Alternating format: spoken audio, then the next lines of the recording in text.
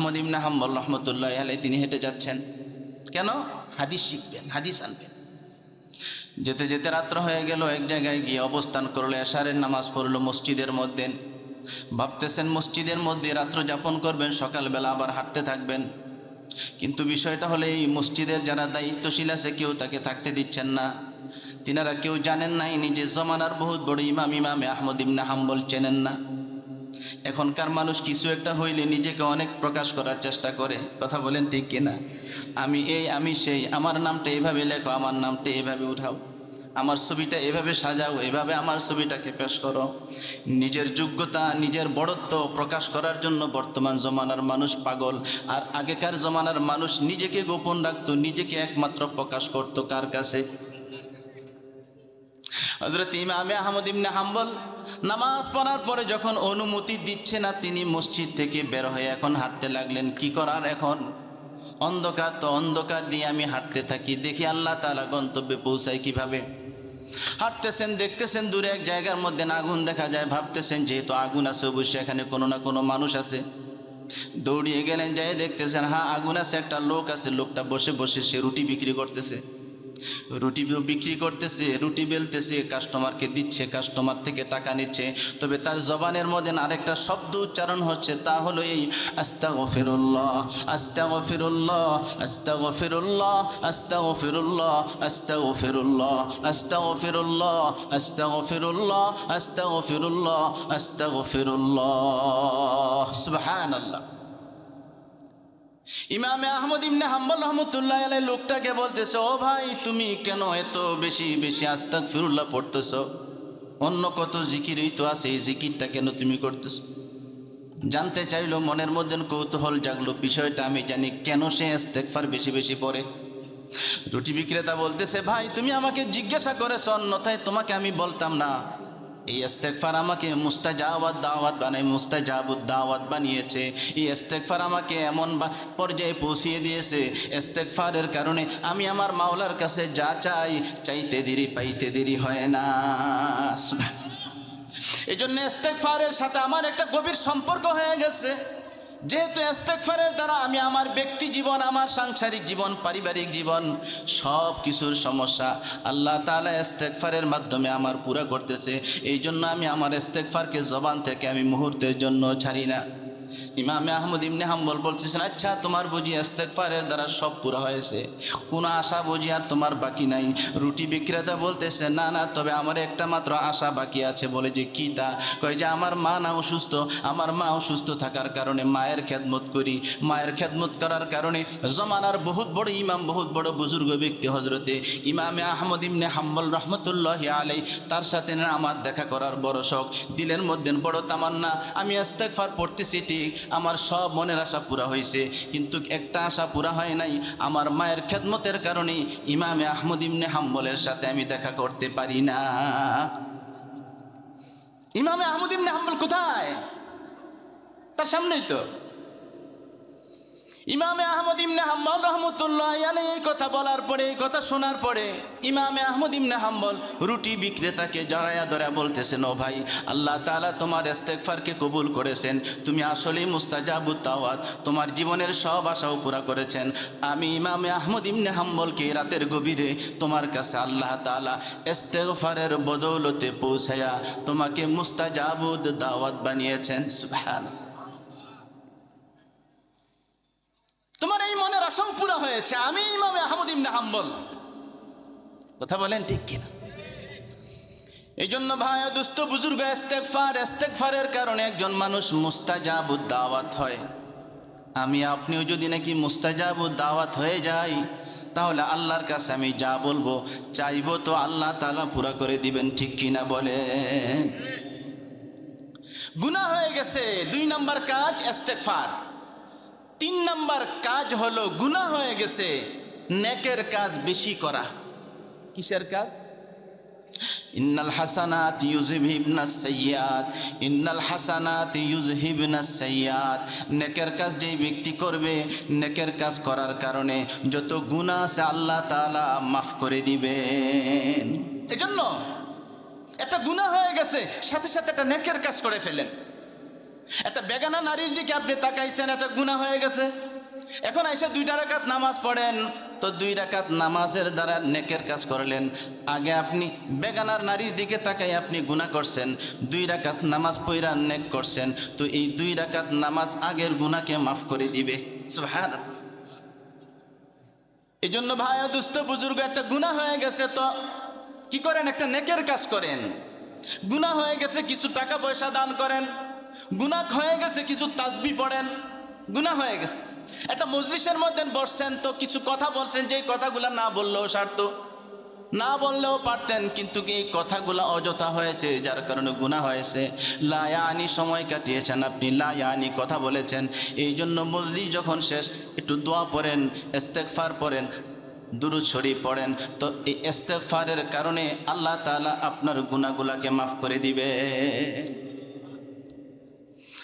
রাসূল করিম সাল্লাল্লাহু আলাইহি ওয়াসাল্লাম এই জন্য হাদিসের মধ্যে বলেছেন, মান কামা লাইলাতাল কদরি ঈমানাও ওয়া ইহতিসাবা গুফিরা লাহু মা তাকদ্দামা মিন যামবিহি।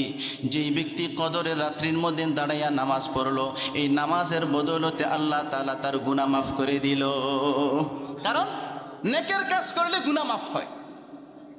হাদিসে রাসূল বলেন, মান সামা রমাদান ঈমানাও ওয়া ইহতিসাবা গুফিরা লাহু মা তাকদ্দামা মিন যামবিহি।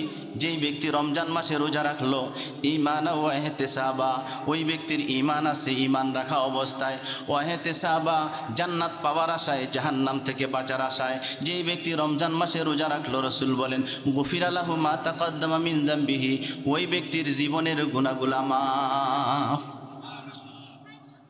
তাহলে কোনো গুনাহ হয়ে গেছে, কি করতে হবে? নেকের কাজ। বলেন, গুনাহ হয়ে গেছে, কিসের কাজ? নেকের কাজ করা। পারবো তো ইনশাআল্লাহ। গুনাহ মাফের এটা আরেকটা মাধ্যম। গুনাহ হয়ে গেছে, গুনাহ হয়ে যাওয়ার পরে আমার আরেকটা যে কাজ করতে হবে, এটা হলো এই গুনাহ করার পরে গুনাহ থেকে মাফ পাওয়ার জন্য আরেকটা কাজ হলো এই আল্লাহর রাসূল সাল্লাল্লাহু আলাইহি ওয়াসাল্লামের জিন্দেগীর যত সুন্নতগুলো আছে, সুন্নতগুলোর উপর আমল করা। সুন্নতের উপরে একটা সুন্নতের উপর আমল করলেন, রাসূল বলেন এই সুন্নতের উপর আমল করার কারণে আল্লাহ তাআলা তোমার গুনাহ মাফ করে দিবেন। সুবহানাল্লাহ। কুল ইন কুনতুম তুহিব্বুনাল্লাহ ফাত্তাবিউনি ইউহিব্বুকুমুল্লাহ ইয়াগফির লাকুম যুনুবাকুম আল্লাহু গফুরুর রহিম। আল্লাহ বলেন, কুল ইন কুনতুম তুহিব্বুনাল্লাহ, ও বান্দা যদি আমি আল্লাহকে মহব্বত করি। রাসূল আপনি বলে দেন, আপনি বলে দিন, কোন আল্লাহর বান্দা যদি আল্লাহকে মহব্বত করে, এই দাবি করে আমরা আল্লাহকে মহব্বত করি কি করি না? করি। আল্লাহকে আমরাও মহব্বত করি। রসুলের জমানার সাহাবায়ে কেরামও মহব্বত করতেন। তো রসুল বললেন, যদি নাকি আল্লাহর মহব্বত করো, এই দাবি করো, ফাত্তাবিউনি, তাহলে আমি নবীর ইত্তেবা করো, অনুসরণ করো। আল্লাহকে মহব্বত করি মুখে বললে হবে না, আমি বাস্তব আমলের মাধ্যমে রসুলের ইত্তেবা করার মাধ্যমে বুঝাইতে হবে। রসুলকে আমি ইত্তেবা করলাম, রসুল বললেন যখন তুমি আমার ইত্তেবা করলা, তুমি যেন আমাকে মহব্বত করলা, আমাকে মহব্বত করলা, তো আল্লাহ তোমাকে মহব্বত করবে। সুবহান। তুমি যেন আল্লাহকেও মহব্বত করলা, আমাকে মহব্বত করলা, আল্লাহকেও মহব্বত করলা। আর যে আল্লাহকে মহব্বত করে, আল্লাহ বলেন বান্দা আমিও তোকে মহব্বত করি। এই জন্য আমার জীবনের প্রত্যেকটা কাজ সুন্নত মোতাবেক করা। আমার মাহফিল শেষ হবে, এখন আমি যে ঘুমাবো, ঘুমের ঘরে যখন যাব তখন দোয়া আছে, সুন্নত তরিকা আছে, আছে না নাই? আমি ঘুমাইলাম সুন্নত তরিকায় ঘুমাইলাম, ঘুমও হইল, ঘুমটা ইবাদত হলো, ঠিক কি না? ঘুমে ঘুম হইল, আবার ঘুমটা ইবাদত হইল। এই জন্য ঘুমের ঘরে যখন আমি যাব, তখন ডান দিক হয়ে শুইব, ডান হাতটা মাথার মধ্যে রাখবো, আল্লাহুম্মা বিসমিকা আমুতু আহইয়া পড়ব, আল্লাহ আপনার নামে আমি মরলাম, আল্লাহুম্মা বিসমিকা আমুত, আল্লাহ আপনার নামে আমি মরলাম।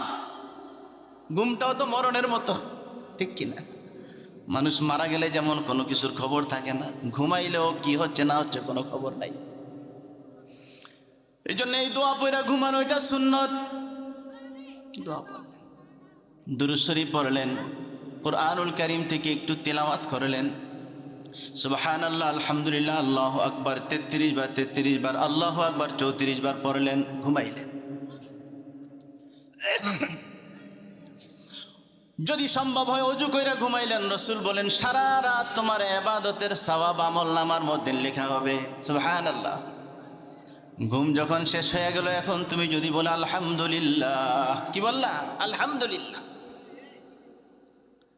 আলহামদুলিল্লাহ, আলহামদুলিল্লাহিল্লাযী আহইয়ানা বা'দা মা আমাতানা ওয়া ইলাইহিন নুশুর। সমস্ত প্রশংসা ওই আল্লাহ তাআলার জন্য। আহিয়ানা, যে আল্লাহ তাআলা আমাকে মৃত্যুবরণ করার পরে আবার জীবিত করলেন। ওয়া ইলাইহিন নুশুর, যে আল্লাহ রাব্বুল আলামিন দুনিয়ার মধ্যে একটা সাময়িক মৃত্যু হয়েছে, আবার জীবিত করবেন। জীবনের শেষ সময়ে যখন মরণ হয়ে যাবে, ওই মৃত্যুর পরেও আবার হাসরের ময়দানে আল্লাহর সামনে উপস্থিত হতে হবে। ঠিক কিনা বলেন? দোয়া পড়া, তাহলে ঘুমে ঘুম হইল, আবার দোয়া পড়ার কারণে এই ঘুমটা আমার ইবাদত হলো। ঠিক কিনা? টয়লেটে গেলাম পায়খানার জরুরত সারার জন্য, তো যাওয়ার সময় দোয়া পড়ে গেলাম, বের হওয়ার সময় দোয়া পড়লাম, আল্লাহুম্মা ইন্নী আউযু বিসমিল্লাহি আল্লাহুম্মা ইন্নী আউযু বিকা মিনাল খুবুসি ওয়াল খাবাইস। দোয়া পড়ে আমি টয়লেটে গেলাম, বিসমিল্লাহ বলে টয়লেটে গেলাম, তাহলে কি হবে? হাদিস শরীফের মধ্যে আসছে, কোন ব্যক্তি যদি নাকি টয়লেটে যায় আর দোয়া না পড়ে যায়, শয়তান তার লজ্জাস্থান নিয়ে হাসি তামাশা করে, খেলাধুলা করে। নাউজুবিল্লাহ বলে। আর কোন ব্যক্তি যদি পক্ষান্তরে বিসমিল্লাহ বলে, আল্লাহুম্মা ইন্নী আউযু বিকা মিনাল খুবুসি ওয়াল খাবাইস, এই দোয়াটা পরে যদি নাকি টয়লেটে ঢোকে, আল্লাহ তাআলা তার মাঝে আর শয়তানের মাঝে পর্দা ঢেলে দেন।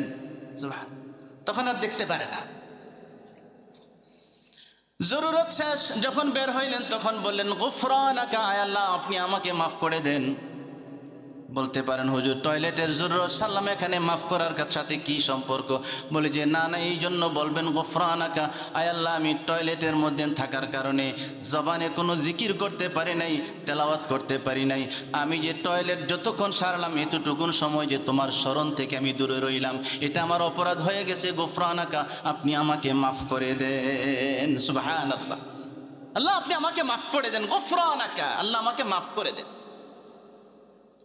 এটা একটা অর্থ। আরেকটা অর্থ এটাও বলেন যে আয় আল্লাহ আমি তো পায়খানা পেশাবের মাধ্যমে আমি আমার পেটটাকে আমি পরিচ্ছন্ন করলাম, আয় আল্লাহ আমার দিলটা তো এখনও পরিচ্ছন্ন। পায়খানা করার মাধ্যমে আমার ভিতরে যে ময়লা আছে এটা দূর হয়ে গেছে। আয় আল্লাহ গুফরানাকা, আপনি আমাকে মাফ করে দেন।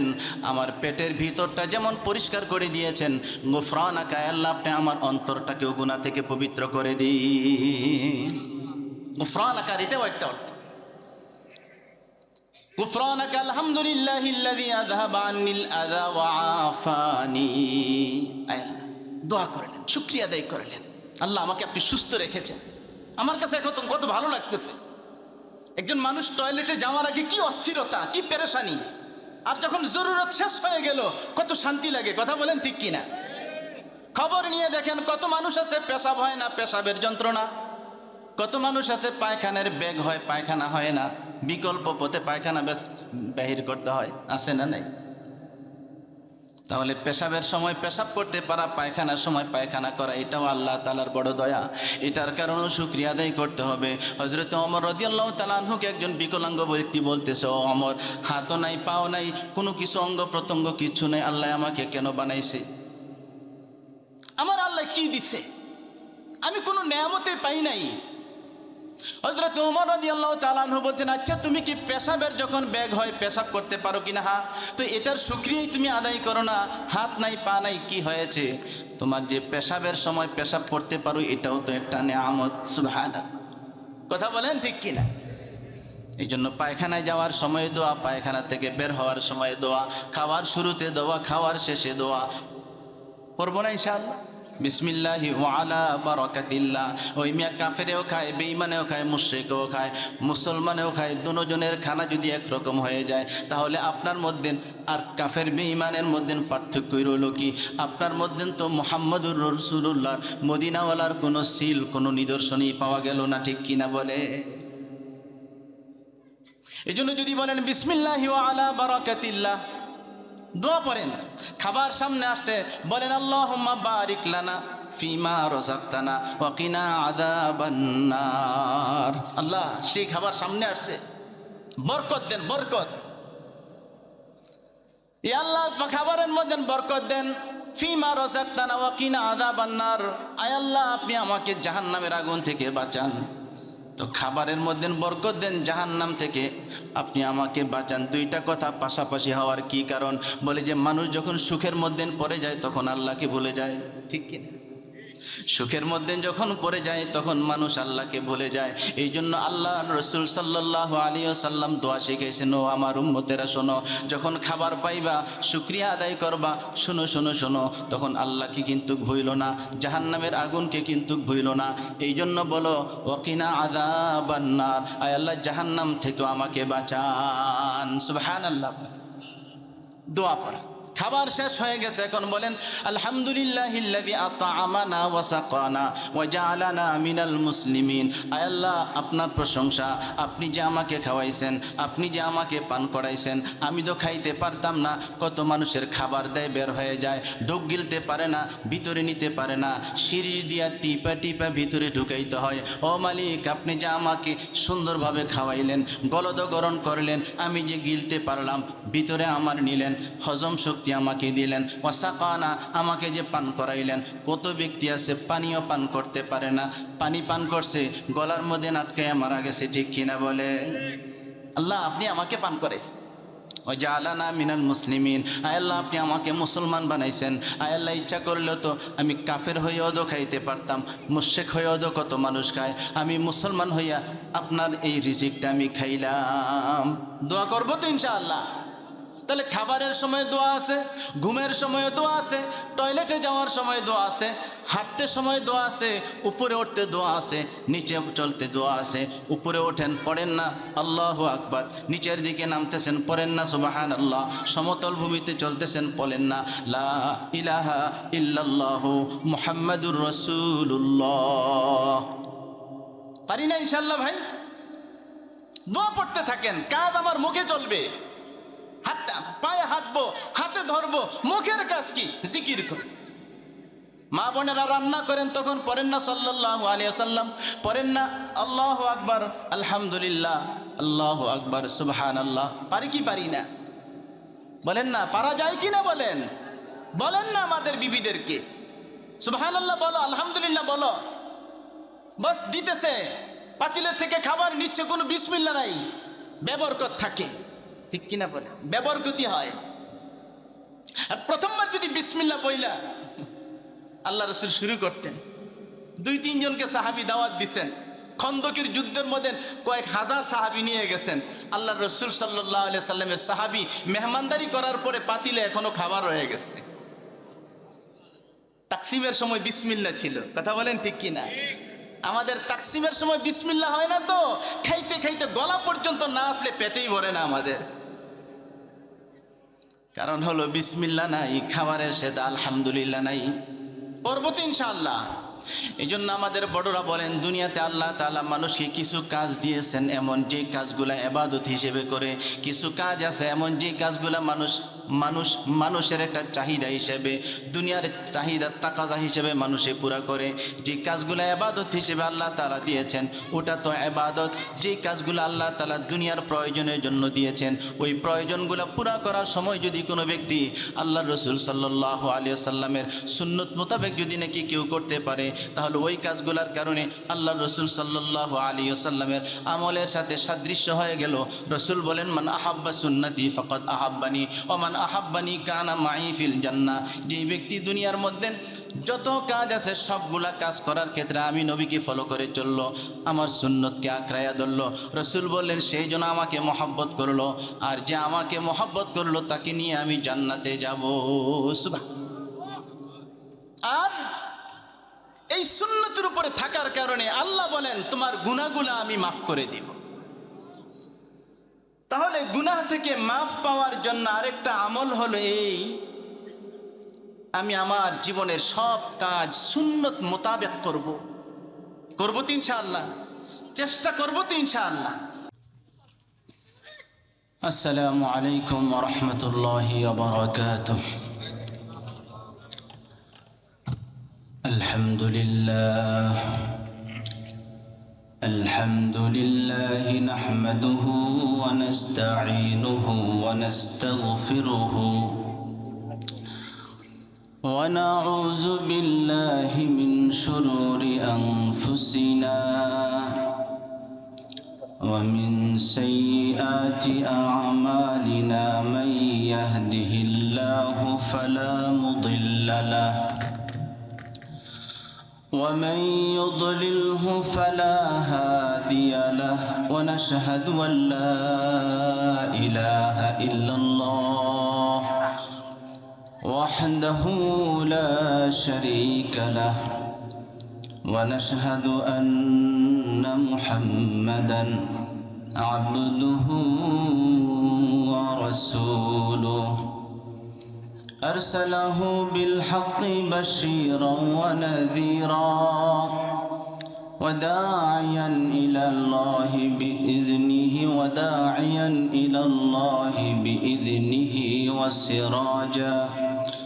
وسراجا وقمرا منيرا. أما بعد فقد قال الله تعالى في كلامه المجيد وفرقانه الحميد فقلت استغفروا ربكم إنه كان غفارا يرسل السماء عليكم مدرارا ويمددكم بأموال وبنين ويجعل لكم جنات ويجعل لكم أنهارا. وقال تعالى وذروا ظاهر الإثم وباطنه. وقال رسول الله صلى الله عليه وسلم التائب من الذنب كمن لا ذنب له. صدق الله مولانا العظيم وصدق رسوله النبي الكريم ونحن على ذلك لمن الشاهدين والشاكرين والحمد لله رب العالمين. سبحانك لا علم لنا إلا ما علمتنا إنك أنت العليم الحكيم. اے مرد مسلمان تمہیں توحید کی قسم ہے. اے مرد مسلمان تمہیں توحید کی قسم ہے. دشمن کی مقابل میں لگا نعرہ تکبیر. دشمن کی مقابل میں لگا نعرہ تکبیر. نہ ہو تو بھول میں بل کی ترنم بھی نہ ہو. نہ ہو تو پھول میں بل کی ترنم بھی نہ ہو. چمن بہر میں کلیوں کا تبسم بھی نہ ہو. چمن دہر میں کلیوں کی تبسم بھی نہ ہو. محبت সাথে পড়ি اللهم صل على محمد وعلى آل محمد كما صليت على إبراهيم وعلى آل إبراهيم إنك حميد مجيد. اللهم بارك على محمد وعلى آل محمد كما باركت على إبراهيم وعلى آل إبراهيم إنك حميد مجيد. بقية مقدس पे हो मेरा मरक़द हमेशा रहो मई किनारे मदीना बलगल उला बिकमालिही कशफत दुजा बिजमालिही हसनत जमीअ खिसालिही सल्लु अलैहि व आलिही। अल करीम मस्जिद महल्ला ও হেদায়েতুল উম্মাহ যুব সংগঠনের উদ্যোগে আয়োজিত কবরবাসীদের উদ্যোগে রুহের মাগফিরাত কামনায় আজকের ওয়াজ মাহফিলের সম্মানিত সভাপতি, উপস্থিত হযরতে উলামায়ে কেরাম, সামনে উপবিষ্ট আমার দিন প্রিয় ইসলাম প্রিয় মুসলমান ভাইয়েরা, পর্দার আড়ালের আমার মা ও বোনেরা, আল্লাহ রাব্বুল ইজ্জতের দরবারে লাখো কোটি শুকরিয়া আদায় করছি যে মহান মালিক আমাদেরকে শীতের মাঝে, রাত্র অনেক হয়ে গিয়েছে, একমাত্র আল্লাহর মহব্বত আর ভালোবাসায় গুনাহ মাফির উদ্দেশ্যে উলামায়ে কেরামের সোহবতে কিছু সময় বসার জন্য তৌফিক দান করেছেন। এটা আল্লাহ তাআলার বড় দয়া, বড় মেহেরবানি। এই জন্য আমরা দিল থেকে শুকরিয়া আদায় আনতে বলি আলহামদুলিল্লাহ। সম্মানিত উপস্থিতি, দুনিয়াতে মানুষের একটা স্বভাব হলো এই, কোনো মানুষ চায় না যে তার ক্ষতি হোক। কোনো মানুষ চায় যে তার ক্ষতি হোক, কেউ চায় ক্ষতি হোক, এটা চায় না। কোনো ব্যবসায়ী চায় না তার ব্যবসায় লোকসান হোক, এটা চায় না। একটু আগেও চা খাইতেছিলাম, তো একজন বলতেছে আমাকে বিলকুল চা চিনি দিবেন না। বল হুজুর অল্প দিয়েছি, কিনা অল্প আমাকে দেওয়া যাবে না, আমাকে নতুন করে আরেকটা চা দেন। কি ব্যাপার, কেন? এই চিনিটা তার জন্য ক্ষতি হবে। কথা বলেন ঠিক কিনা? চিনি খাওয়াটা তার জন্য উপযোগী না, এটা খেলে তার ডায়াবেটিস বেড়ে যাবে। সে চায় না যে আমার ক্ষতি হোক। দুনিয়ার ৬০, ৭০, ৮০ বৎসরের হায়াতে কেউ চায় না যে আমার একটু কষ্ট হোক। সুখ স্বাচ্ছন্দ্য আরামের জীবন যাপন করি, প্রতিটা মানুষ চায় কি চায় না? যে জীবনের শুরু আছে তো শেষ হবে না, ওই জীবনটাও সুখের হোক, চাই কি চাই না? বলে যে ওই জগৎটাও কারো জন্য সুখের হবে, আবার কারো জন্য দুঃখ দুর্দশার হবে। একটা শিরকের গুনাহ যদি নিয়ে কেউ যায়, জাহান্নামের আগুনে হাজারো বৎসর সে জ্বলতে থাকবে। দুনিয়াতে যদি আমার দেহ কষ্ট পাবে, এই জন্য আমি দুনিয়াতে আমার দেহের জন্য ক্ষতি কি হয় তা থেকে আমি বেঁচে থাকি, সতর্ক থাকতে পারি। যেই গুনাহের কারণে আমাকে জাহান্নামের আগুনে জ্বলতে হবে, ওই গুনাহ থেকে আমাদেরকে বাঁচতে হবে কি হবে না? বলেন, আমাদেরকে বাঁচতে হবে। এজন্য কেন বাঁচতে হবে? গুনাহের কি ক্ষতি, গুনাহ করলে কি সমস্যা, এটা আমাদের জানার দরকার আছে না নাই? ক্ষতিটা কি এটা যদি জানি তাহলে গুনাহ থেকে বাঁচা সহজ। যে ব্যক্তি বুঝে যে বিষ এটা দেহের জন্য ক্ষতিকারক, বিষ মিশ্রিত খাবার আমাকে ধ্বংস করে দিবে, যে বুঝে বিষ এটা মানুষকে শেষ করে দেয়, সে বিষ থেকে বেঁচে থাকবে কি থাকবে না? আপনার সামনে যদি আমি ১০০টা রুটি দিয়ে বলি এখানে কিন্তু একটা রুটিতে বিষ মিশ্রিত আছে, একটা রুটি বিষ মিশ্রিত, বাকি ৯৯টা রুটি কিন্তু ভালো। আপনি জানেন না কোন রুটিতে বিষ মিশ্রণ, আপনি কি খাবেন? যদি এটার মধ্যে বিষ থাকে, কথা বলেন ঠিক কিনা? মুসলমান ভাইয়েরা আমার,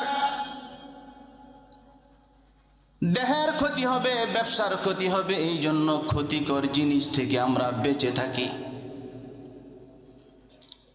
যেই গুনাহ আমার পরকালের জিন্দেগি বরবাদ করে দিবে, ওই গুনাহ থেকে বাঁচার দরকার আছে না নাই? কারণ এটা আমার জন্য বড় ক্ষতির কারণ। ক্ষতি কি? এক নম্বর ক্ষতি হলো গুনাহের কারণে আমার আপনার মালিক যিনি আমাকে আপনাকে সৃষ্টি করেছেন তিনি আমার উপরে রাগ করেন। সন্তানের উপরে বাবা রাগ করে তো সন্তান এটাকে বরদাস্ত করতে পারে না, কখন কিভাবে বাকে আমার বাবাকে সন্তুষ্ট করা যায়। স্বামী তার বিবির উপরে রাগ করে আসে, বিবি অস্থির হয়ে যায়, আমার স্বামীকে কিভাবে আমি সন্তুষ্ট করব। স্ত্রী যদি অসন্তুষ্ট হয়ে যায়, স্বামীও পেরেশান হয়ে যায়, আমার স্ত্রীকে কিভাবে আমি রাগ ভাঙাবো। কথা বলেন ঠিক কিনা? আল্লাহ আমি গুনাহ করলে রাগ করেন, আমার উপরে অনেক রাগ। রাসূল করিম সাল্লাল্লাহু আলাইহি ওয়াসাল্লাম বলেন, লাআনাল্লাহু মান লাআনা ওয়ালিদাহু, লাআনাল্লাহু মান যাবাহা লিগাইরিহি। কোনো ব্যক্তি যদি সন্তান তার পিতামাতাকে যদি গালি দেয়, অভিশাপ দেয়, রাসূল বলেন আল্লাহ তার উপরে রাগ হয়ে যান। রাসূল বলেন গায়রুল্লাহর নামে যদি কেউ কিছু জবে করে, লাআনাল্লাহু মান যাবাহা লিগাইরিহি, তার উপরে আল্লাহ তাআলাও রাগ করেন। যে ব্যক্তি আল্লাহ ছাড়া গায়রুল্লাহর নামে জবে করে, গায়রুল্লাহর সামনে সেজদা করে, মাজারের সামনে সেজদা করে, পীরের সামনে সেজদা করে, তো আল্লাহ তাআলা বলেন বান্দারে সেজদা তো আমাকেই করা দরকার ছিল, তুমি আমাকে ভিন্ন অন্য কারো সামনে তুমি সেজদা করেছো, আমি তোমার উপরে রাগ। তাহলে গুনাহ করলে আল্লাহ রাগ করেন, গুনাহ করলে কে রাগ করেন বলেন? রাসূল করিম সাল্লাল্লাহু আলাইহি ওয়াসাল্লাম বলেন, লাআনাল্লাহু মান গায়্যারা মানারাতাল আরদি। কোনো ব্যক্তি যদি নাকি জমিনের চিহ্ন সরাইয়া নেয়, আল্লাহ তার উপরে রাগ করেন। আমিন আনছে, মাপ দিছে, এখানে খুঁটি কেটে দিয়েছে, রাতের গভীরে এসে খুঁটি নেড়ে অন্যত্র সরিয়ে দিলেন। দুনিয়ার কোনো মানুষ দেখে নাই, কিন্তু দেখেছেন কে? বলে এমন যারা আত্মসাৎ করে অন্যের সম্পদ, আল্লাহ তার উপরে রাগ করেন। লাআনাল্লাহুল খামরা ওয়া শারিবাহা ওয়া সাকিয়াহা। রাসূল বলেন যে ব্যক্তি মদ খায়, মদ খানেওয়ালার উপরে আল্লাহ রাগ করেন। মদ যেই ব্যক্তি পরিবেশন করে তার উপরেও আল্লাহ তাআলা রাগ করেন। লাআনাল্লাহু বায়আহা ওয়া মুবতাআহা। যেই ব্যক্তি মদ বিক্রি করে, মদ যেই ব্যক্তি খরিদ করে, ওয়া আসিরাহা। যেই ব্যক্তি মদ নিংড়ায়, মদ উৎপাদন করে, তার উপরেও আল্লাহ তাআলা রাগ করে। আল্লাহ তাআলা তার উপরে রাগ করে।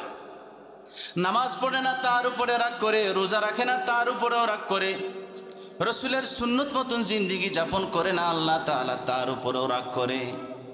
রাগ করেনেওয়ালা যত বড় হবে তার রাগের প্রভাবও তো তত বড় হবে, ঠিক কিনা বলেন? কেমন রাগ করেনেওয়ালা? হযরতে মুসা আলাইহিস সালাতু ওয়াস সালামের জামানার মধ্যে ফেরাউনের উপরে রাগ করছেন তো পানিতে ডুবাই দিয়েছেন।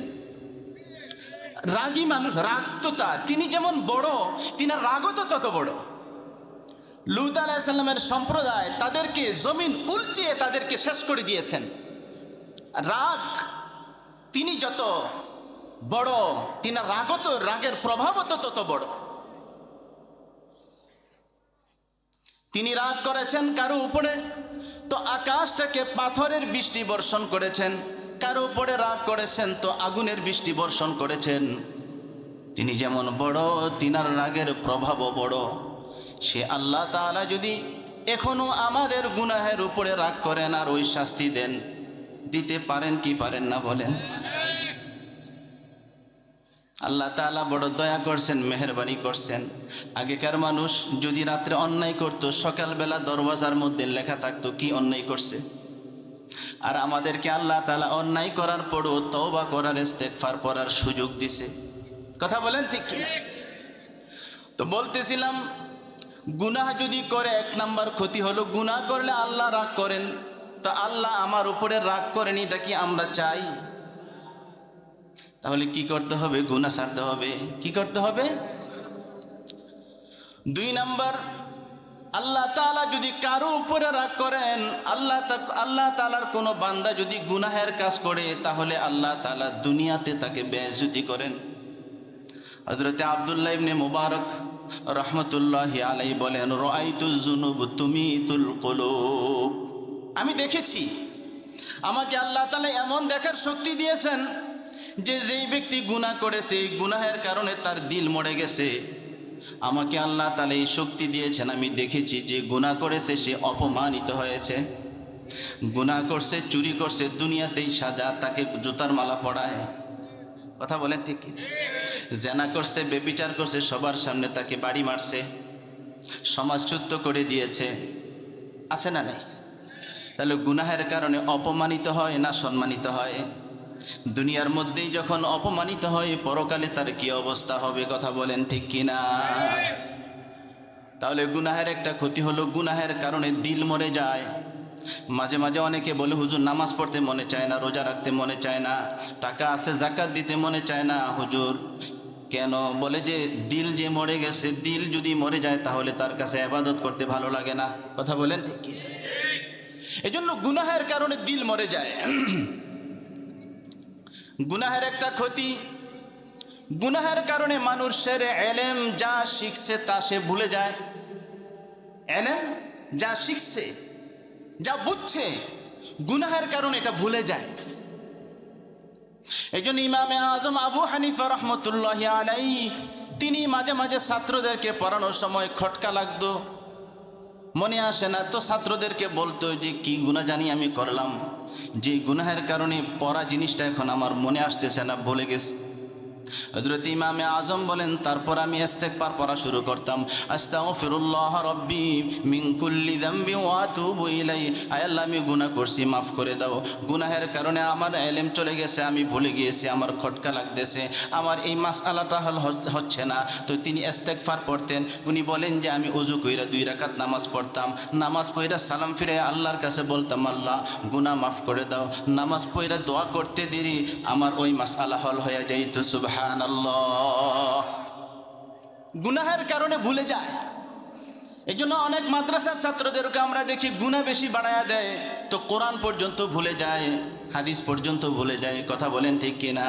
এই জন্য গুনাহ থেকে বেঁচে থাকা, কারণ গুনাহ করলে ইলম তার থেকে চলে যায়।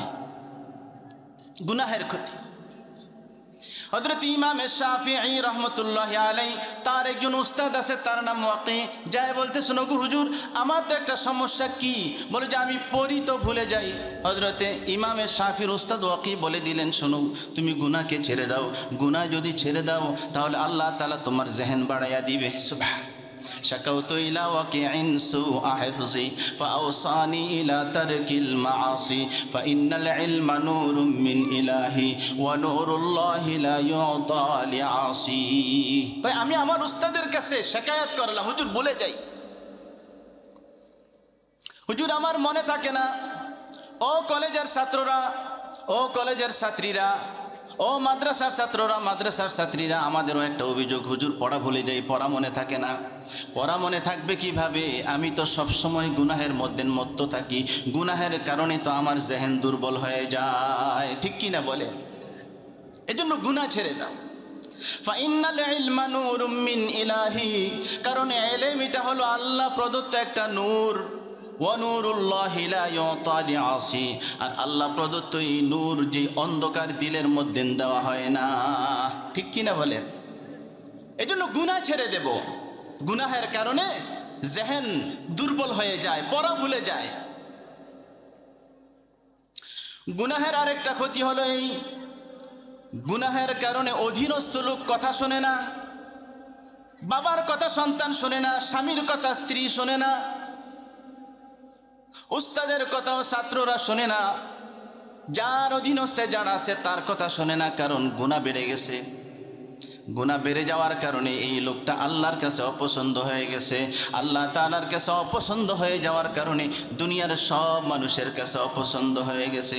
প্রক্ষান্তরে যেই মানুষটা নেক আমল করে, ওই মানুষটা আল্লাহ তাআলার কাছে বড় পছন্দের হয়ে যায়, এবং আল্লাহর কাছে যখন সে পছন্দের হয়ে যায়, দুনিয়ার সব মানুষ তাকে মহব্বত করে। কথা বলেন ঠিক কিনা? দুনিয়ার সব মানুষ তাকে মহব্বত করে, ভালোবাসে। এই জন্য গুনাহ ছেড়ে দেওয়া। গুনাহের আরেকটা ক্ষতি, গুনাহের কারণে রিজিক কমে যায়। গুনাহের কারণে রিজিক কমে যায়, গুনাহ বেশি হয়ে গিয়েছে, এখন ফসল হয় না, টাকা পয়সা রোজগার হয় না, দোকানে মাল ভর্তি কিন্তু বেচা কিনায় ফলপ্রসূ হয় না। কথা বলেন ঠিক কিনা? আপনি দোকানে গেছেন, বলেন না খোলার সময় বিসমিল্লাহির রহমানির রহিম, দোকান বন্ধ করছেন, বলেন না আলহামদুলিল্লাহি রাব্বিল আলামিন। আয় আল্লাহ তোমার নামে দোকান খুললাম, আয় আল্লাহ তোমার নামে দোকান বন্ধ করলাম, আলহামদুলিল্লাহ সারাদিন যায় বেচা কিনা হয়েছে, তুমি তৌফিক দিয়েছ, তোমার হুকুমেই কাস্টমার আসছে, বেচা কিনা যায় হয়েছে, আলহামদুলিল্লাহ। ঠিক কিনা বলেন? আর যতক্ষণ দোকানের মধ্যে থাকবেন বলেন না সাল্লাল্লাহু আলাইহি ওয়াসাল্লাম, বলেন না আল্লাহু আকবার, বলেন না আলহামদুলিল্লাহ, জিকির আজকার করেন, তাসবিহ পড়েন, ইস্তেগফার পড়েন, সময়টা কাটান। কাস্টমার কমও যদি হয় বেচা কিনার মধ্যে লাভ হবে। কথা বলেন ঠিক কিনা? আর সকালে যে দোকানটা যে বৈশা খুলি মোবাইলটা, দোকান বন্ধ যতক্ষণ না করি বস মোবাইলেই সময় শেষ। ঠিক কিনা? বরকত হবে কোত্থেকে? দোকানে বৈশা তো আমি নগ্নতা দেখি, সিনেমা আমি দেখতেছি, আমি গুনাহ করতেছি, আমি আবার ব্যবসায় লাভবান হওয়ার কিভাবে আশা করতে পারি? গুনাহের আরেকটা ক্ষতি হলো এই গুনাহের কারণে ভালো কাজ করার তৌফিক হয় না। ভালো কাজ করার তৌফিক হয় না কেন? গুনাহের কারণে। একই ঘরের মধ্যে দুইজন ঘুমাইছে, একজনে আজান দেওয়ার পরে মসজিদে চলে গেছে, আরেকজন ঘুমিয়ে রয়েছে। হয় কি হয় না? একজনকে আল্লাহ তাআলা নেকের কাজ করার তৌফিক দিয়েছে, আরেকজনকে তৌফিক দেয় নাই। এখন মাহফিল চলতেছে, আপনারা দিনই কথা শুনতেছেন, আরও শুনবেন। কিছু মানুষ আছে এখানে আসার সুযোগ হয় না, দোকানে বসে চা খায়, রাজনীতির আলাপ। কথা বলেন ঠিক কি না? 11 দল নিয়ে ব্যস্ত আছে, 10 দল নিয়ে ব্যস্ত আছে, আছে না নাই? তাহলে গুনাহের কারণে মানুষ ইবাদত করার তৌফিক পায় না। এটা একটা পেরেশানির বিষয়। দুইজন একসাথে দোকানদারি করে, একজনের দোকান বন্ধ করে মসজিদে যায়, আরেকজন সারা দিন বেচা কিনা করে 5 ওয়াক্ত নামাজের সময়। কথা বলেন ঠিক কি? খোঁজ নিয়ে দেখেন যে এই লোকটা 5 ওয়াক্ত নামাজ পড়ে, যদিও নাকি দেখা যায় 5 ওয়াক্ত সময়ের মধ্যে 1 ঘন্টা সে সময় নষ্ট করেছে, কিন্তু এই 1 ঘন্টা সময়ের মধ্যে যতটুকুন বিক্রি করত আল্লাহ তাআলা এর চেয়েও বেশি বরকত দিয়ে দিছে। কথা বলেন ঠিক কিনা? এই জন্য গুনাহ ছেড়ে দেওয়া, গুনাহের কারণে ফেরেশতার দোয়া থেকে বঞ্চিত হয়। কোনো বান্দা যদি নাকি ঘুমায় ওযু করে, আল্লাহর রাসূল বলেন তার জন্য ফেরেশতারা মাগফিরাতের দোয়া করে। একজন মানুষ যখন নামাজে দাঁড়ায় তার জন্য আল্লাহর ফেরেশতারা দোয়া করে। একজন মানুষ যখন ব্যবসায় দোকানে বসে তার জন্য ফেরেশতারা দোয়া করে। সুবহানাল্লাহ। একজন মানুষ যতক্ষণ গুনাহমুক্ত থাকে ততক্ষণ নেকি তার জন্য লেখা হইতে থাকে, আর গুনাহ যখন করে তখন ফেরেশতা তার কাছ থেকে চলে যায়।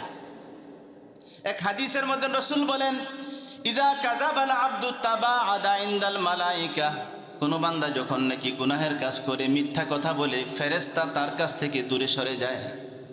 মাইলান, 1 মাইলের মতন দূরে তার থেকে চলে যায়। রাসূল বলেন, মিন্নাতনি মা জা বিহি, যেহেতু সে মিথ্যা কথা বলেছে, মিথ্যা কথা বলার কারণে তার জবান থেকে দুর্গন্ধ বের হয়েছে। মিথ্যা কথার একটা দুর্গন্ধ আছে, গুনাহের একটা দুর্গন্ধ আছে। বলে যে এই দুর্গন্ধের কারণে ফেরেশতা তার কাছ থেকে দূরে সরে যায়। তাহলে গুনাহের কারণে ফেরেশতা তার জন্য দোয়া করে না, তার কাছ থেকে আলাদা হয়ে যায়। কোনো ব্যক্তি যখন নাকি জেনা করে ফেরেশতা তার সাথে থাকে না। কথা বলেন ঠিক কিনা? আল্লাহর রহমত তার উপরে থাকে না, যে কোনো সময় তার উপরে গজব আসতে পারে, রহমতের ফেরেশতা তার কাছ থেকে চলে গেছে। কথা বলেন ঠিক কিনা? এই জন্য গুনাহ থেকে বেঁচে থাকা। গুনাহ যেই ব্যক্তি করে তার কথার কোনো প্রভাব মানুষের উপরে পড়ে না। গুনাহগার ব্যক্তি কথা বললে কাজ হবে না, এটার প্রভাব পড়ে না। আর নেককার মানুষ কথা বেশি বলা লাগে না, অল্প 2-1টা কথা বললেই চোখ দিয়ে পানি আসে।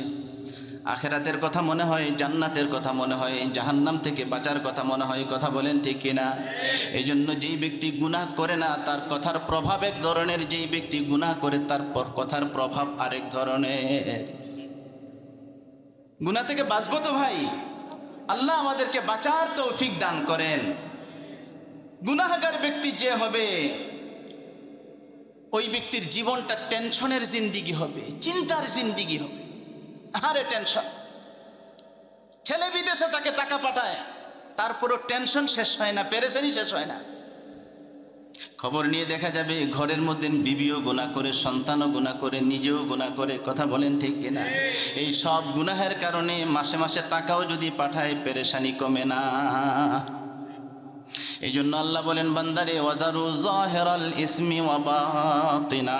ও বান্দা শুনো শুনো শুনো, জাহেরি গুনাহ, বাতিনি গুনাহ, প্রকাশের গুনাহ, অপ্রকাশের গুনাহ, একাএকির গুনাহ, লোকালয়ের গুনাহ, যত ধরনের গুনাহ আছে যাবতীয় গুনাহ থেকে তুমি বাঁচো, সব গুনাহ থেকে তুমি ছেড়ে দাও। ঠিক কিনা বলেন? কারণ গুনাহের কারণে পরকালে শাস্তি দেওয়া হবে। এখন কি করতে পারি? গুনাহের যেহেতু এত ধরনের ক্ষতি, তাহলে এই নিয়ত করতে পারি কিনা আজকের এই মজলিস থেকে, হুজুর সামনের জীবনে আর গুনাহ করব না।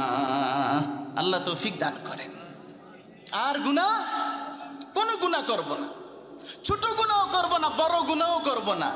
সাপ ছোটটাও সাপ, বড়টাও সাপ। বড়টাও যদি আঘাত করে ধ্বংসন করে মরে যায়, অনেক ছোট ছোট সাপও যদি আঘাত করে মরে যায় মানুষ। অতএব গুনাহ, বড় গুনাহ, ছোট গুনাহ, সব গুনাহ থেকে বাঁচবো তো ইনশাআল্লাহ। আল্লাহ আমাদেরকে বাঁচার তৌফিক। এখন কথা হলো, হুজুর জীবনে তো বহু গুনাহ করে ফেলেছে, এখন কি করা অতীতের গুনাহের জন্য? অতীতের যেই গুনাহ হয়ে গিয়েছে, এই গুনাহের জন্য তো আমি জাহান্নামের অধিকারী হয়ে গিয়েছি, আল্লাহ তাআলার কাছে নারাজগির পাত্র হয়ে গেছি।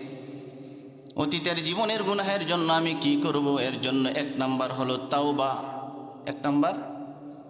এক নাম্বার হলো তাওবা। আমি আল্লাহ তাআলার কাছে মাফ চাইব।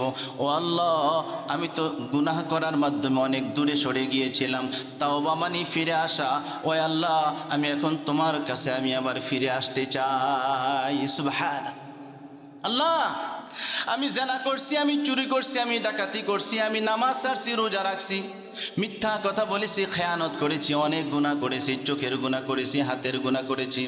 ও মাবুদ, তুমি তো বলেছো গুনাহ করে আমার কাছে যদি আসো আমি মাফ করে দিব। এই আশা বুকের মধ্যে নিয়ে তোমার কাছে আসতে চাই। মালিক গো, তুমি আমাকে মাফ করে দাও।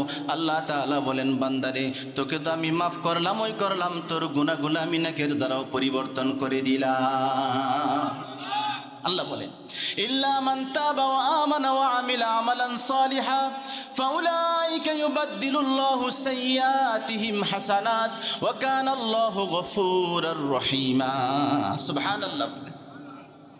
আল্লাহ বলেন, আমি তো তোমার গুনাহ মাফ করে দিলাম, গুনাহগুলোকে আমি আল্লাহ তাআলা নেকের দ্বারা পরিবর্তন করে দিলাম।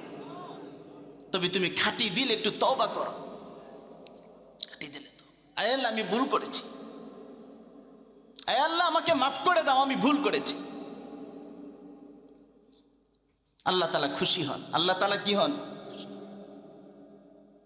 আত্তাইবু মিনাজ যামবি কামান লা যামবা লাহ। রাসূল বলেন, কোন ব্যক্তি যদি নাকি গুনাহ করে তওবা করে, তওবা করার পরে তার অবস্থা হলো এমন, সে যেন কোনো গুনাহই আর করলো না, তার জীবনে আরো কোনো গুনাহই রইল না। সুবহানাল্লাহ। গুনাহ থেকে তওবা করলে রাসূল বলেন এমন কামাল্লা জাম্বালা, যেন তার কোনো গুনাহই আর নাই, আল্লাহ সব মাফ করে দেন। এই জন্য গুনাহ থেকে মাফ চাইব, গুনাহ থেকে তওবা করব। তওবা করার ক্ষেত্রে কিছু শর্ত আছে, শর্তগুলা মেনে চলে। এক নাম্বার শর্ত হলো, আয় আল্লাহ আমি লজ্জিত হলাম, কি করলাম, কাজটা আমার করা ঠিক হয় নাই, অন্যায় করছি, লজ্জিত। বাবার কাছে সন্তান অন্যায় করার পরে যদি ঘরে আইসা মাথাটা নিচের দিকে তাকায় যদি নাকি দাঁড়িয়ে থাকে, কথা বলে না, বাবা বুঝতে পারছে আমার সাথে যে অন্যায় করছে, সে বুঝতে পারছে, লজ্জিত। কথা বলেন ঠিক কিনা? বাবা সামনে গিয়ে তাকে বুকে জড়াইয়া ধরে বলে, বাবারে আয়, আর জীবনে গুনাহ করিস না, যাই করেছিস তোকে আমি ক্ষমা করে দিলাম। তুই না আমার সন্তান, তোকে না আমি জন্ম দিয়েছি, কিভাবে তুই আমার সাথে অপরাধ করতে পারলি? বাবারে আজকে থেকে আর তুই গুনাহ করিস না, তুমি আমার বুকের মধ্যে আয়। কথা বলেন ঠিক। ওই মিয়া বাবার দিলের মধ্যে যেই পরিমাণের দয়া দিয়েছে, মায়ের দিলের মধ্যে যেই পরিমাণের দয়া দিয়েছে, এর চেয়ে বেশি দয়া আল্লাহর কম না বেশি? যদি আল্লাহ তাআলার দয়া তার বেশি যদি থাকে, তাহলে আমি গুনাহ করে যদি আল্লাহর কাছে লজ্জিত হই, আমি যদি নত স্বীকার করি, তাহলে আমার আপনার আল্লাহ আমাকে মাফ করবেন কি করবেন না বলেন? এই জন্য এক নম্বর লজ্জিত হওয়া, আল্লাহ আমি অনুতপ্ত, কাজটা ঠিক করি নাই,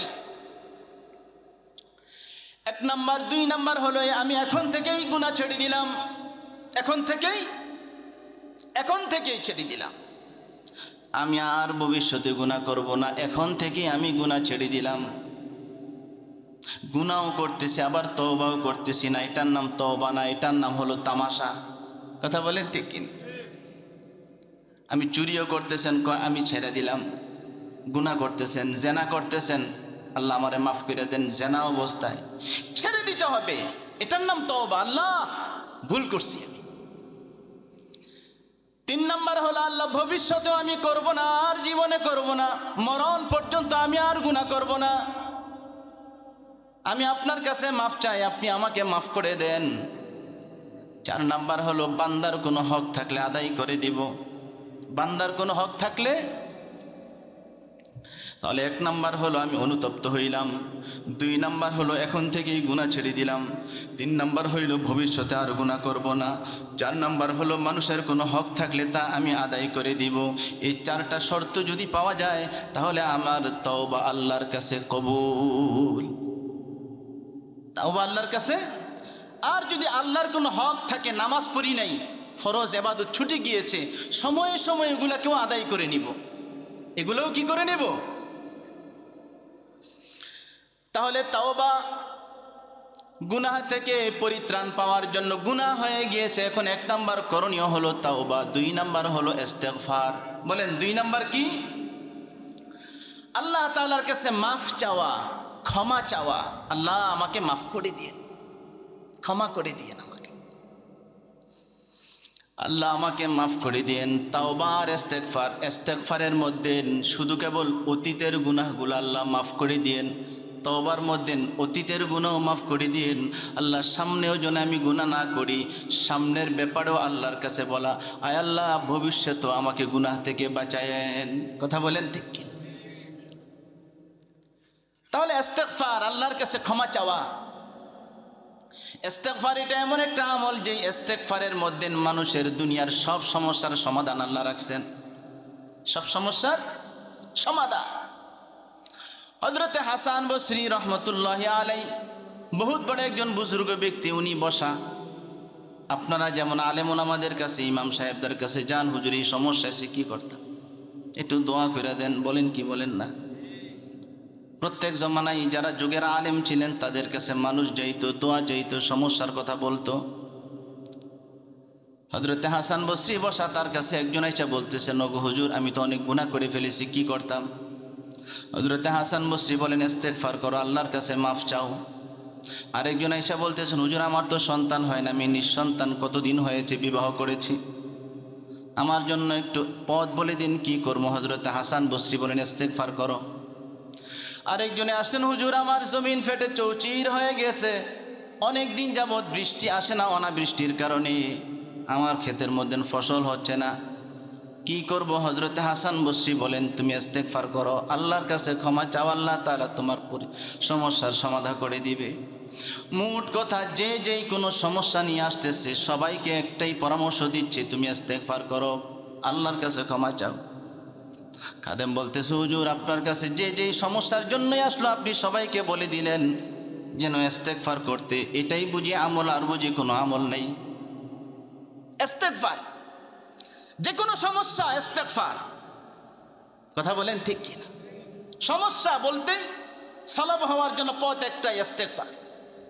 আপনি অসুস্থ, পড়েন আস্তাগফিরুল্লাহ, আল্লাহ আমাকে মাফ করে দেন, না জানি আমি কোনো গুনাহের কারণে আমার এই শাস্তি আপনি দিচ্ছেন, আমাকে মাফ করে দেন। আমাকে বিছানায় পড়ে আছেন, পড়তে থাকেন আস্তাগফিরুল্লাহ, আস্তাগফিরুল্লাহ, আস্তাগফিরুল্লাহ, আস্তাগফিরুল্লাহ, আস্তাগফিরুল্লাহ, আস্তাগফিরুল্লাহ, আল্লাহ আমাকে মাফ করে দেন। পড়তে পারি কি পারি না বলেন?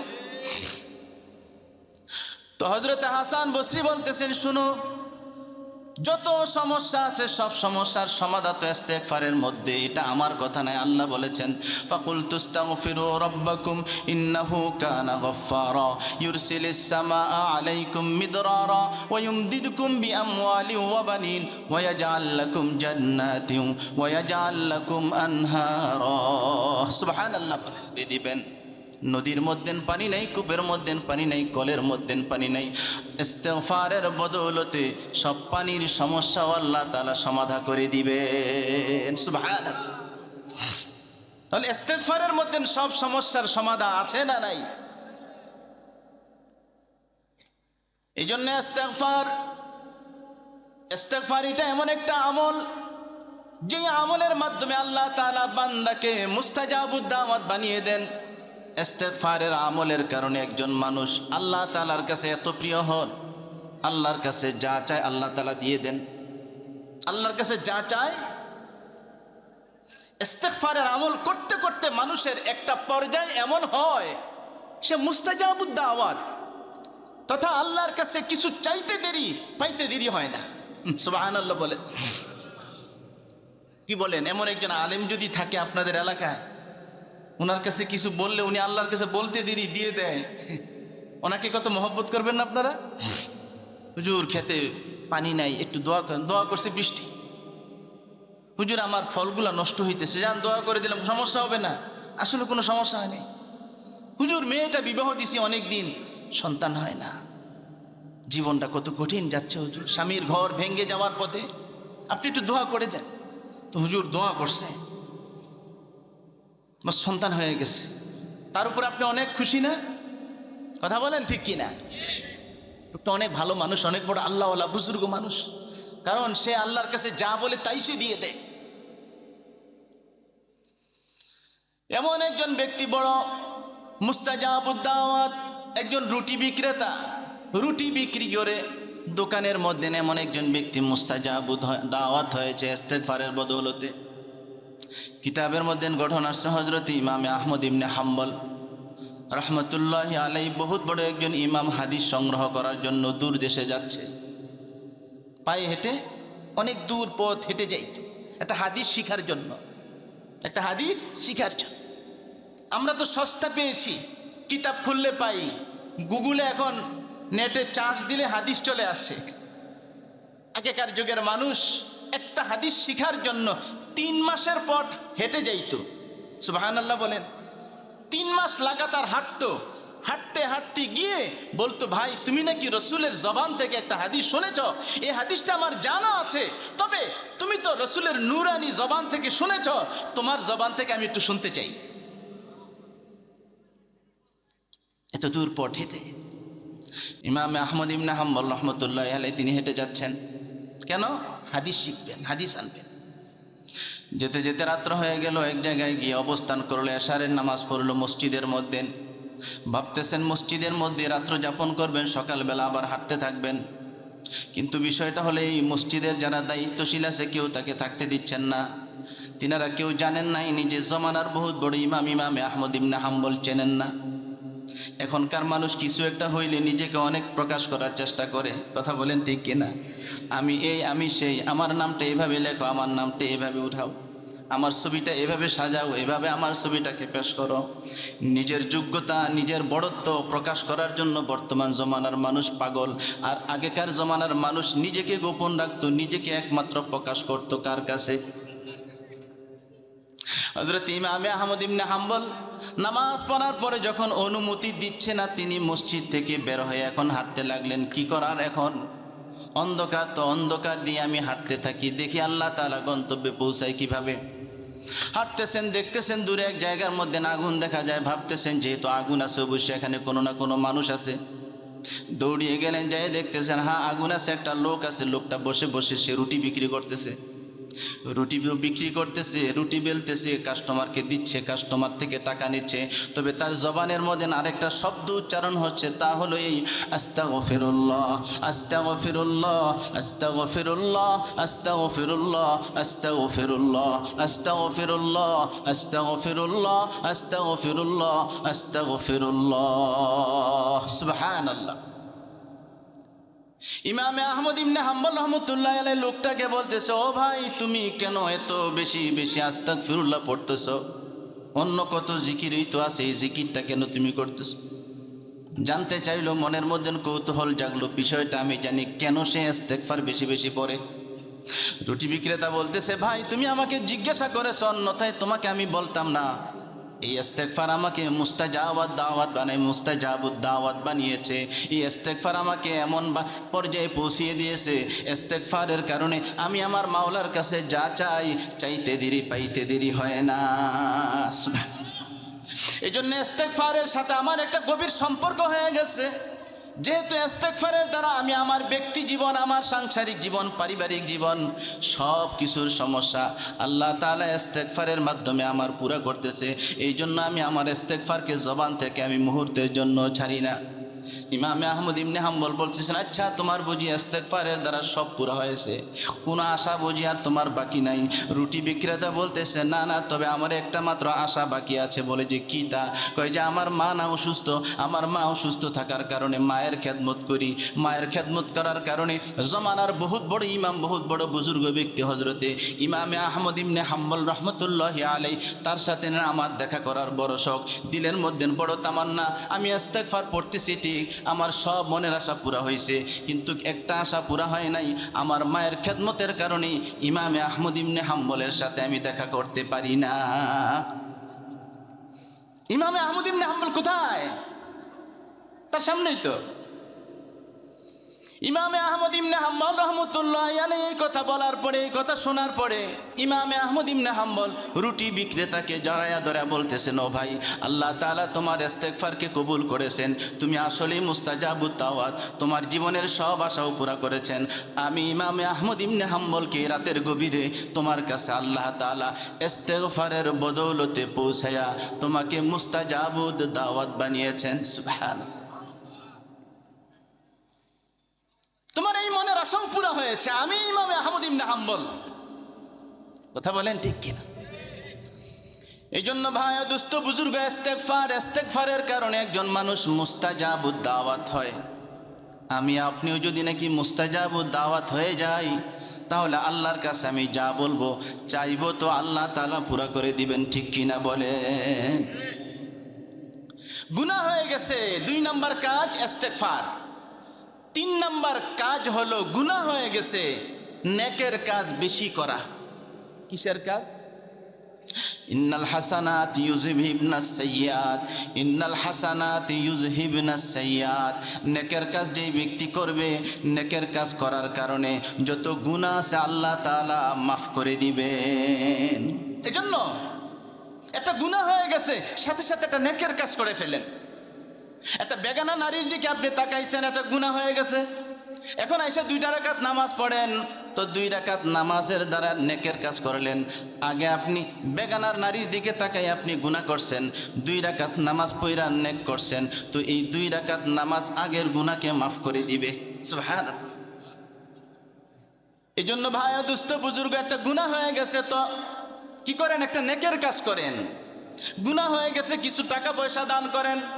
গুনাহ হয়ে গেছে, কিছু তাসবিহ পড়েন।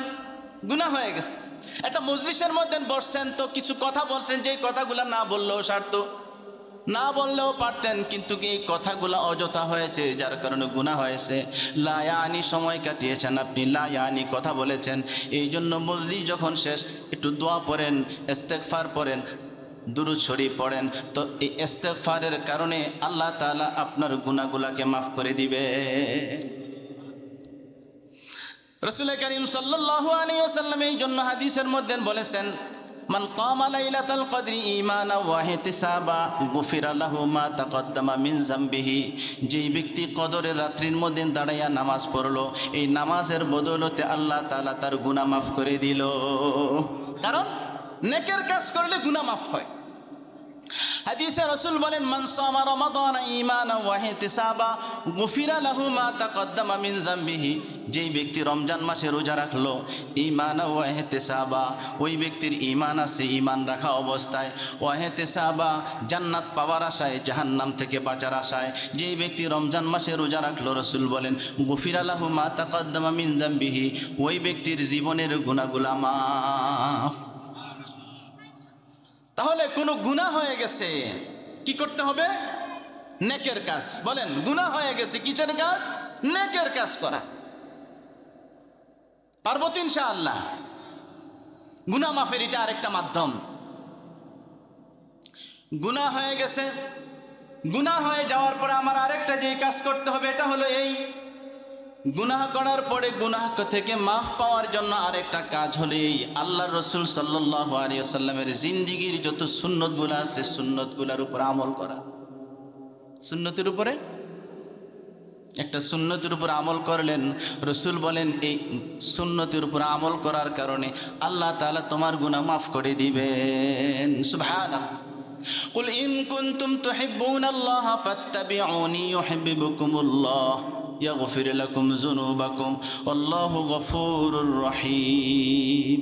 আল্লাহ বলেন, কুল ইন কুনতুম তুহিব্বুনাল্লাহ, ও বান্দা যদি আমি আল্লাহকে মহব্বত করি। রাসূল আপনি বলে দেন, আপনি বলে দিন, কোন আল্লাহর বান্দা যদি আল্লাহকে মহব্বত করে, এই দাবি করে আমরা আল্লাহকে মহব্বত করি কি করি না? করি। আল্লাহকে আমরাও মহব্বত করি। রসুলের জমানার সাহাবায়ে কেরামও মহব্বত করতেন। তো রসুল বললেন, যদি নাকি আল্লাহর মহব্বত করো, এই দাবি করো, ফাত্তাবিউনি, তাহলে আমি নবীর ইত্তেবা করো, অনুসরণ করো। আল্লাহকে মহব্বত করি মুখে বললে হবে না, আমি বাস্তব আমলের মাধ্যমে রসুলের ইত্তেবা করার মাধ্যমে বুঝাইতে হবে। রসুলকে আমি ইত্তেবা করলাম, রসুল বললেন যখন তুমি আমার ইত্তেবা করলা, তুমি যেন আমাকে মহব্বত করলা, আমাকে মহব্বত করলা তো আল্লাহ তোমাকে মহব্বত করবে। সুবহান। তুমি যেন আল্লাহকেও মহব্বত করলা, আমাকে মহব্বত করলা, আল্লাহকেও মহব্বত করলা। আর যে আল্লাহকে মহব্বত করে, আল্লাহ বলেন বান্দা আমিও তোকে মহব্বত করি। এই জন্য আমার জীবনের প্রত্যেকটা কাজ সুন্নত মোতাবেক করা। আমার মাহফিল শেষ হবে, এখন আমি যে ঘুমাবো, ঘুমের ঘরে যখন যাব তখন দোয়া আছে, সুন্নত তরিকা আছে, আছে না নাই? আমি ঘুমাইলাম সুন্নত তরিকায় ঘুমাইলাম, ঘুমও হইল, ঘুমটা ইবাদত হলো, ঠিক কি না? ঘুমে ঘুম হইল, আবার ঘুমটা ইবাদত হইল। এই জন্য ঘুমের ঘরে যখন আমি যাব তখন ডান দিক হয়ে শুইব, ডান হাতটা মাথার মধ্যে রাখবো, আল্লাহুম্মা বিসমিকা আমুতু আহইয়া পড়ব, আল্লাহ আপনার নামে আমি মরলাম, আল্লাহুম্মা বিসমিকা আমুত, আল্লাহ আপনার নামে আমি মরলাম। ঘুমটাও তো মরণের মতো, ঠিক কিনা? মানুষ মারা গেলে যেমন কোনো কিছুর খবর থাকে না, ঘুমাইলেও কি হচ্ছে না হচ্ছে কোনো খবর নাই। এই জন্য এই দোয়া পড়া ঘুমানো, এটা সুন্নত।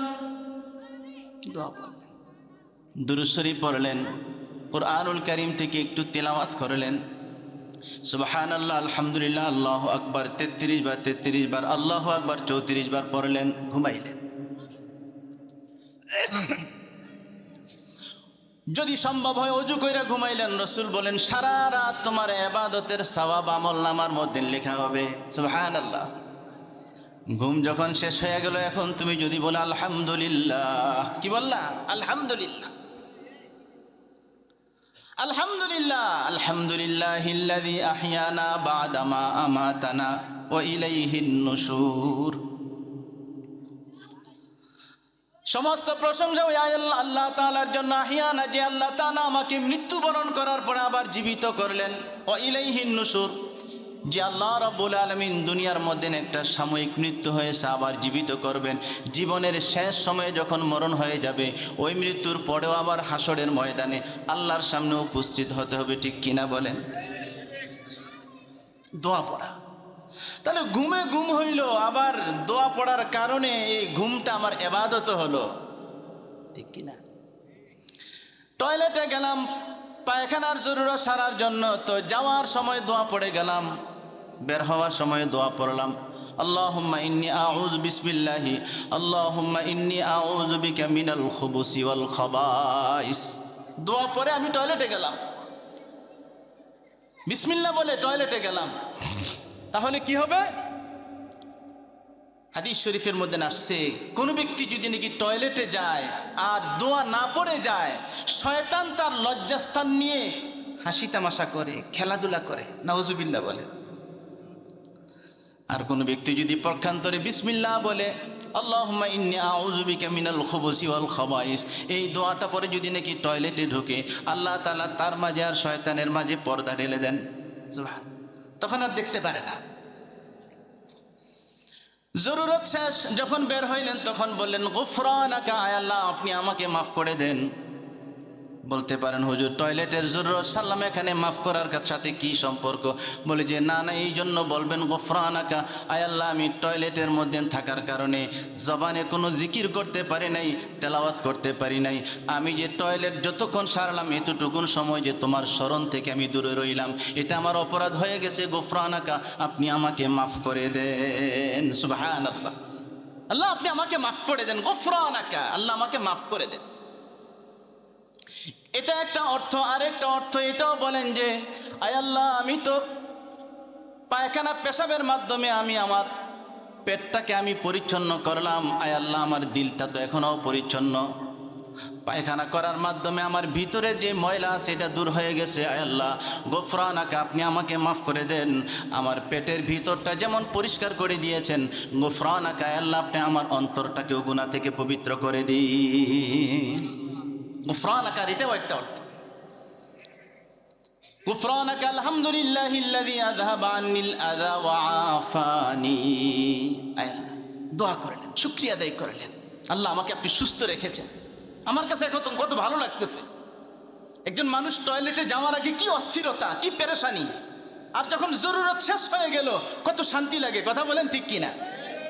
খবর নিয়ে দেখেন কত মানুষ আছে পেশাব হয় না, পেশাবের যন্ত্রণা, কত মানুষ আছে পায়খানার ব্যাগ হয়, পায়খানা হয় না, বিকল্প পথে পায়খানা বাহির করতে হয়, আছে না নাই?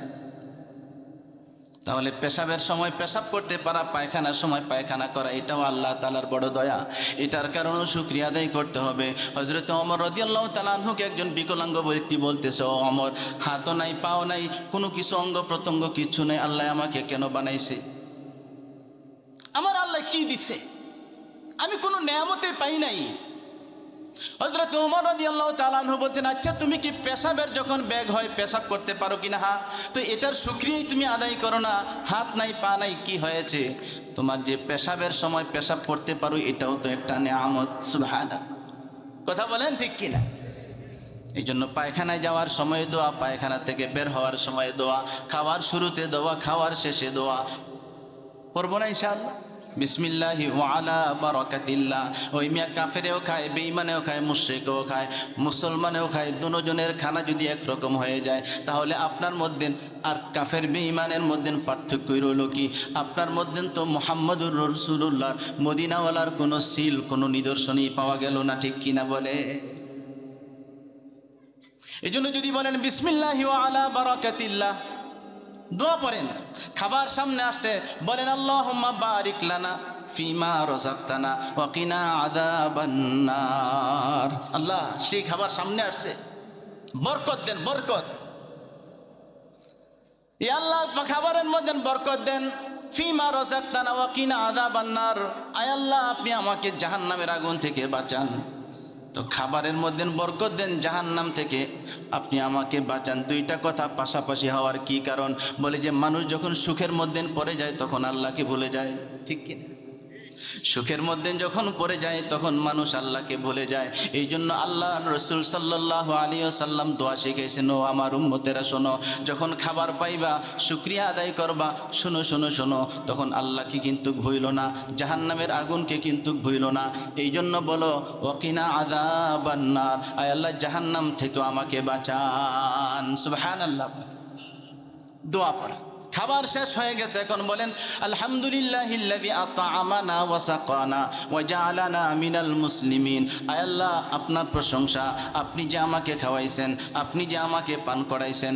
আমি তো খাইতে পারতাম না, কত মানুষের খাবার দেয় বের হয়ে যায়, ঢোক গিলতে পারে না, ভিতরে নিতে পারে না, সিরিজ দিয়া টিপা টিপা ভিতরে ঢুকাইতে হয়। ও মালিক, আপনি যে আমাকে সুন্দরভাবে খাওয়াইলেন, গলদগরণ করলেন, আমি যে গিলতে পারলাম, ভিতরে আমার নিলেন, হজম শক্তি আমাকে দিলেন। ওয়াসাকানা, আমাকে যে পান করাইলেন। কত ব্যক্তি আছে পানিও পান করতে পারে না, পানি পান করছে গলার মধ্যে আটকায় মারা গেছে, ঠিক কিনা বলে?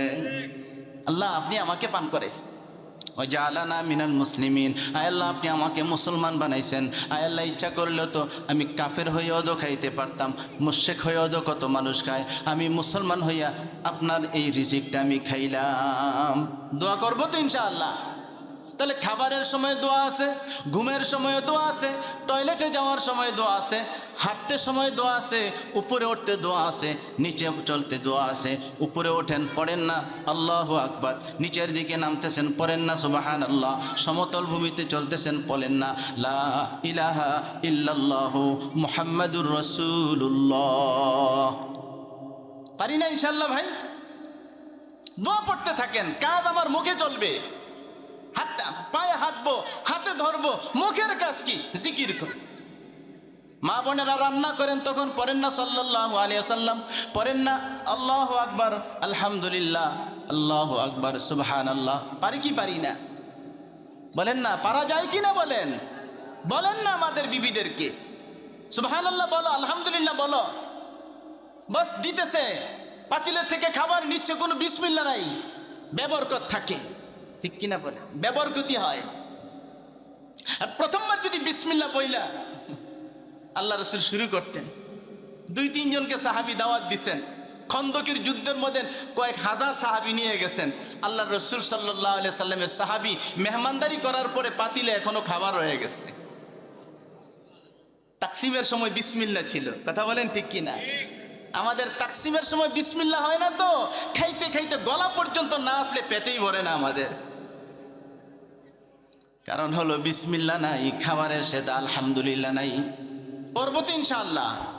এই জন্য আমাদের বড়রা বলেন, দুনিয়াতে আল্লাহ তাআলা মানুষকে কিছু কাজ দিয়েছেন এমন, যে কাজগুলা ইবাদত হিসেবে করে। কিছু কাজ আছে এমন, যে কাজগুলা মানুষের একটা চাহিদা হিসেবে, দুনিয়ার চাহিদা তাকাজা হিসেবে মানুষে পুরা করে। যে কাজগুলা ইবাদত হিসেবে আল্লাহ তাআলা দিয়েছেন, ওটা তো ইবাদত। যে কাজগুলো আল্লাহ তাআলা দুনিয়ার প্রয়োজনের জন্য দিয়েছেন, ওই প্রয়োজনগুলো পুরা করার সময় যদি কোনো ব্যক্তি আল্লাহ রসুল সাল্লাল্লাহু আলাইহি ওয়াসাল্লামের সুন্নত মোতাবেক যদি নাকি কেউ করতে পারে, তাহলে ওই কাজগুলোর কারণে আল্লাহ রসুল সাল্লাল্লাহু আলাইহি ওয়াসাল্লামের আমলের সাথে সাদৃশ্য হয়ে গেল। রসুল বলেন, মান আহাব্বা সুন্নতি ফাকাদ আহাব্বানি ওয়া মান আহাব্বানি কানা মাই ফিল জান্নাহ। যে ব্যক্তি দুনিয়ার মধ্যে যত কাজ আছে সবগুলা কাজ করার ক্ষেত্রে আমি নবীকে ফলো করে চললো, আমার সুন্নতকে আঁকড়াইয়া ধরলো, রসুল বললেন সেই জন্য আমাকে মহব্বত করলো, আর যে আমাকে মহব্বত করলো তাকে নিয়ে আমি জান্নাতে যাব। আর এই সুন্নতের উপরে থাকার কারণে আল্লাহ বলেন, তোমার গুনাহগুলো আমি মাফ করে দিব।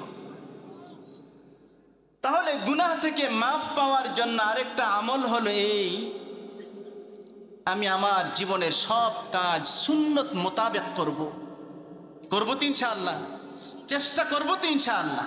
চেষ্টা এখন থেকে, আজকে থেকে শুরু করে দেব, ঘুম থেকেই শুরু করে দিব।